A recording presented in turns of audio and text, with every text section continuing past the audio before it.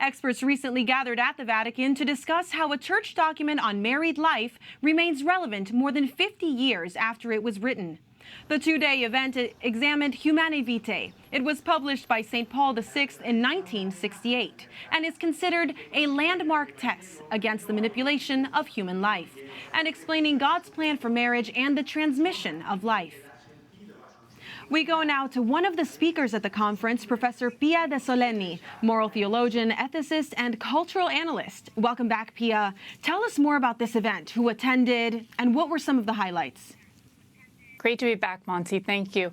So the conference was organized by the Theologian Foundation and some members of the Pontifical Academy for Life who wanted to address some of the confusion surrounding recent statements that indicated a change on the teaching of Humanae Vitae.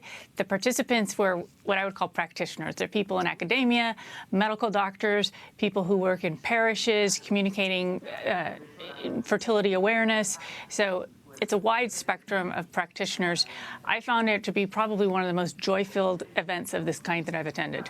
That's wonderful, and it's definitely something new to see joy associated with the Church's teaching on life. And you spoke on the relevant aspects of Humanae Vitae. What did you focus on?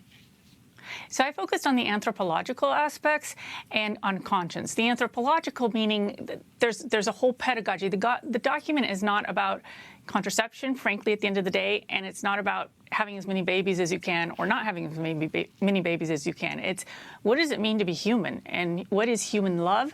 How do we develop as human beings? How do we learn how to love, how to be loved? These are all really important anthropological and even psychological questions. We're seeing, we've got 50 years of Humanae Vitae being disregarded, so we see the fallout. Then I focused on conscience because many people say, well, in conscience, my conscience tells me that I don't have to follow this. So I wanted to explore that a little bit. What is conscience? And so, within the space, I didn't have a semester to teach a course here. It was a talk. So just focusing on, well, conscience is something that leads us to the truth. It doesn't reveal the truth. And so we have to be willing to engage in this journey. And I don't think we're doing that a lot of the times. And we're not helping people to form their consciences and to inform them. And that means gathering information. It means sometimes I don't know everything. And sometimes I need to step back and, consult other people who might know more. Maybe I need to pray about this. Maybe I need to study more. Maybe I need to do more research. This is all the process of conscience. That's beautiful, and it's definitely something important for the Curia to hear, who, as you said, some of them are boots on the ground and some of them are disconnected from these issues, particularly with the issue of migration, where we have a tendency to offer contraception and some different forms of anti-life remedies that really shouldn't be where we start. We should start with more research and more of that kind of qualitative study you were suggesting.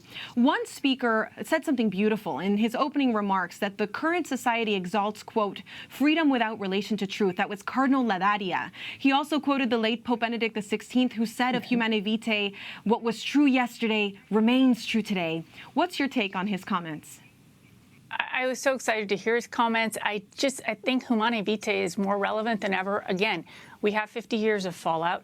And right now, if you go on the fertility apps, for example, some of the top fertility apps, I understand, have been downloaded over 100 million times. So that, to me, says don't push pause on Humanae Vitae. Move forward as fast as you can. People want to know how to experience love. What is love? When I gave a talk at a Jesuit university on the Church's teachings on sexuality, this was several years ago in the context of the redefinition of marriage, I didn't talk about sex because, you know what, they probably know more about sex than I do. I spoke about love. And that's what resonates with people.